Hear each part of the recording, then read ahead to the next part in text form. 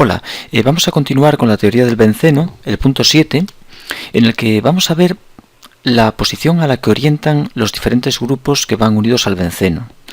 Si no has visto el vídeo 6, en el que clasifico los sustituyentes del benceno en activantes, desactivantes, bueno, activantes fuertes, activantes débiles, desactivantes fuertes, desactivantes débiles, convendría echarle un vistazo antes de ver este, porque se va a entender mejor este vídeo si hemos visto el anterior.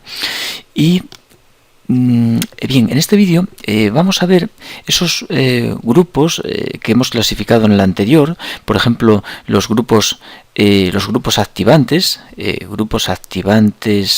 activantes débiles, que eran principalmente las cadenas carbonadas, grupos R, el grupo metilo, etilo, propilo, también los fenilos. Pues en ese vídeo ya adelantamos que estos grupos orientan a las posiciones orto y para. Son orto, para, dirigentes.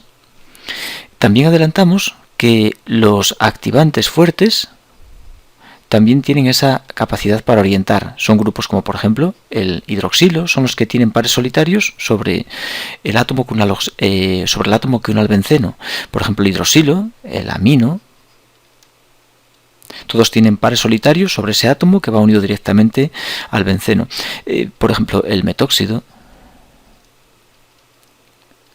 Por ejemplo, el grupo éster unido por el oxígeno. Un grupo éster que une a través del oxígeno al benceno. Esta línea significa el enlace con el benceno. Un grupo amida unido a través del átomo de nitrógeno. Todos estos grupos son grupos activantes fuertes porque tienen pares solitarios que se los dan al anillo y orientan también orto-para. Orto-para. Y después tenemos los desactivantes. Desactivantes débiles son los que desactivan por efecto inductivo y son los halógenos.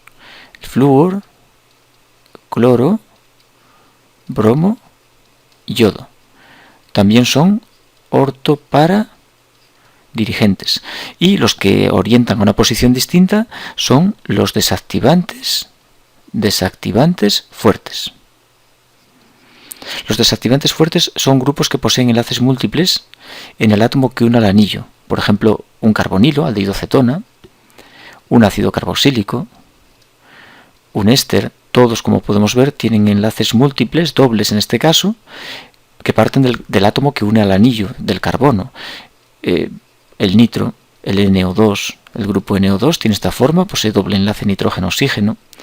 El grupo sulfónico de los bencenosulfónicos tiene doble enlace azufre-oxígeno. El ciano tiene triple. Las amidas tienen doble. A esta familia hay que añadir dos grupos que, aunque no roban por efecto resonante, porque no presentan esos enlaces múltiples, son terriblemente electronegativos, como son el grupo CF3 y las sales de amonio, y las clasificamos aquí en esta familia de desactivantes fuertes. Los desactivantes fuertes, ¿dónde orientan? Pues dirigen a las posiciones, a la posición meta. Son metadirigentes. Por tanto, es fácil de recordar. Activantes débiles, cadenas carbonadas, orientan orto-para. Activantes fuertes, grupos que poseen pares solitarios sobre el átomo que une al anillo, orientan orto-para también.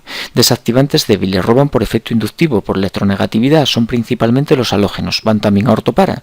Y los desactivantes fuertes son grupos que poseen enlaces múltiples en el átomo que une al anillo, dobles, triples, y bueno, la excepción del CF3 y la sal de amonio, que son muy electronegativos y no los podemos clasificar como desactivantes débiles, aunque roban por el efecto inductivo, igual que los desactivantes débiles, pero es un efecto muy fuerte y por tanto los ponemos aparte. Bien, ahora vamos a ir dibujando unas moléculas con grupos de este tipo y vamos a ver dónde nos entra al hacer una reacción del benceno, nitración, sulfonación, halogenación o las Friedel-Crafts, vamos a ver dónde nos va a entrar el grupo que aportan esas reacciones. Así, por ejemplo, dibujo un benceno al que le voy a colocar, por ejemplo, una cadena carbonada. Le vamos a poner un etilo, un etilo. Y vamos a realizar una reacción, por ejemplo una halogenación, cloro con AlCl3, y observamos que se generan dos productos mayoritarios, uno con el cloro en la posición para y otro con el cloro en la posición orto. Habitualmente el producto de sustitución en para se obtiene mayoritariamente, aunque en el caso de las cadenas carbonadas, dependiendo de su volumen, si es un metilo, es conocido que mayoritariamente acaba obteniéndose más en orto que en para, pero a medida que van siendo más voluminosas, sí se va consiguiendo que el producto mayoritario sea el habitual, que es el para. El para es mayoritario porque es una posición menos impedida. La orto tiene el impedimento del sustituyente, de manera que para suele ser mayoritario. En este caso no estoy seguro de ello, si lo es no muy mayoritario, pero bueno, de todas formas lo vamos a considerar. Y la posición orto habitualmente más desfavorable por la repulsión con el sustituyente que hay en la molécula. Pero como podemos ver, el etilo es un desactivante débil y orienta las posiciones orto y para, y en esas posiciones nos entran mayoritariamente los grupos que aportan las reacciones que hagamos sobre ese benceno. Bien, imaginemos por ejemplo que tenemos un OH. Imaginemos por ejemplo que tenemos aquí un grupo hidroxilo y realizamos una reacción como puede ser una nitración. Reactivo de la nitración, mezcla sulfonítrica, nítrico sulfúrico. Se produce la entrada de ese grupo en las posiciones orto-para porque se trata de un desactivante fuerte, el hidroxilo, y orienta a orto-para. Por tanto, mayoritariamente obtenemos la nitración en para y minoritariamente obtenemos algo de producto en orto. Aquí en este caso estos grupos activantes fuertes suelen dar unos rendimientos mejores en la posición para que los del grupo anterior y mayoritariamente se obtiene el producto para frente al orto. Bien, así podemos continuar. Si a un benceno le colocamos por ejemplo un halógeno, un cloro, el cloro es un desactivante débil pero también orienta a orto-para.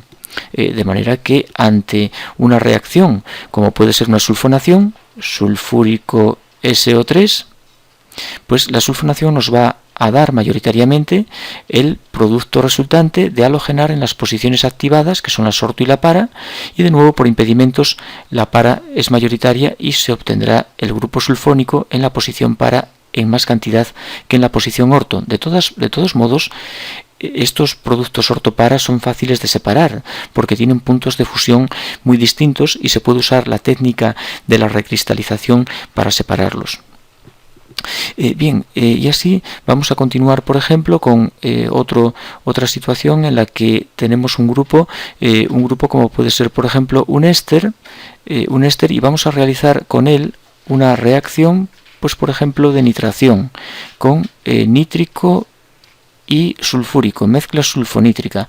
En este caso vemos que el éster posee el doble enlace oxígeno-carbono y eso hace que pertenezca a la familia de los desactivantes fuertes. Aquí lo tenemos considerado, el grupo éster. Y eso le convierte en un metadirigente. Por tanto, preferentemente la nitración ocurrirá sobre esa posición meta. Aquí tenemos el grupo éster y nos entra el nitro en meta mayoritariamente. Bien, ahí podemos ver cómo, dependiendo de la familia del sustituyente que tenga el benceno, la reacción tendrá lugar en una posición determinada. Ahora vamos a complicar un poco más las cosas. Vamos a considerar un benceno que en vez de monosustituido esté, por ejemplo, disustituido, y vamos a ver en qué posición nos entra el grupo que aporte la reacción que consideremos.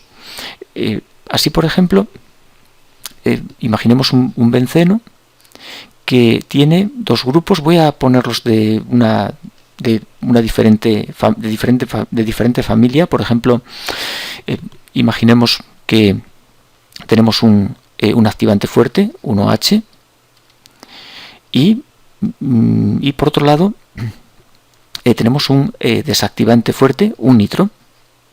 Vale, lo primero es identificar esos grupos, de qué familia son. El OH es un activante fuerte, y el nitro es un desactivante fuerte también.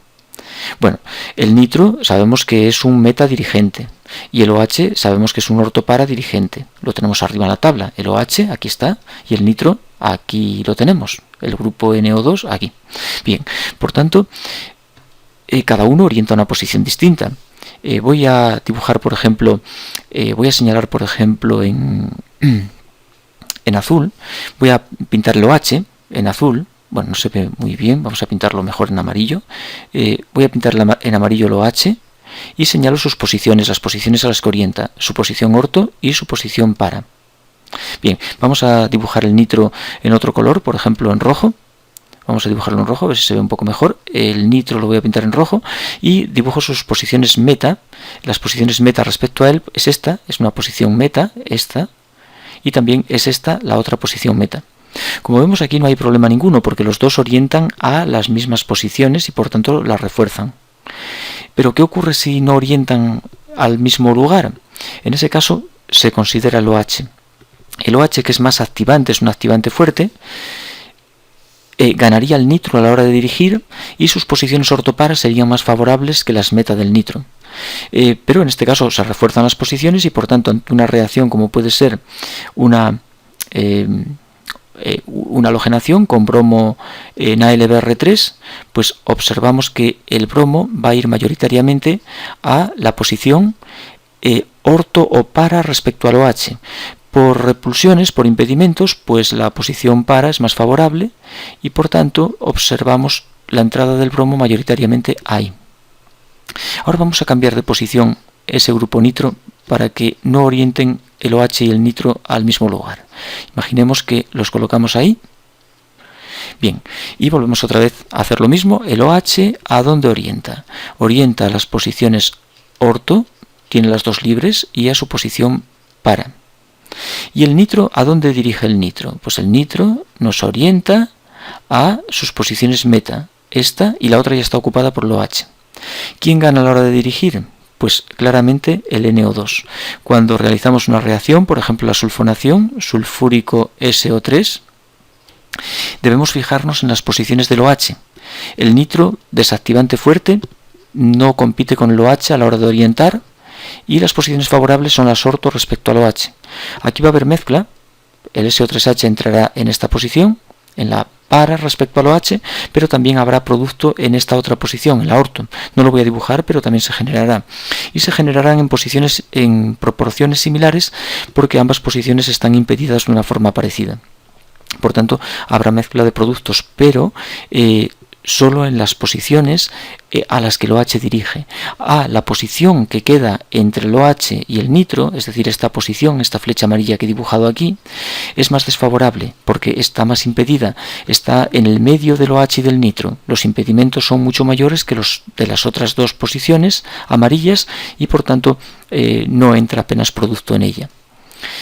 Bien, así que resumiendo, cuando hay más de un grupo, ¿en qué nos tenemos que fijar? En el más activante. Si tenemos un activante fuerte, él es el que gana a todos los demás.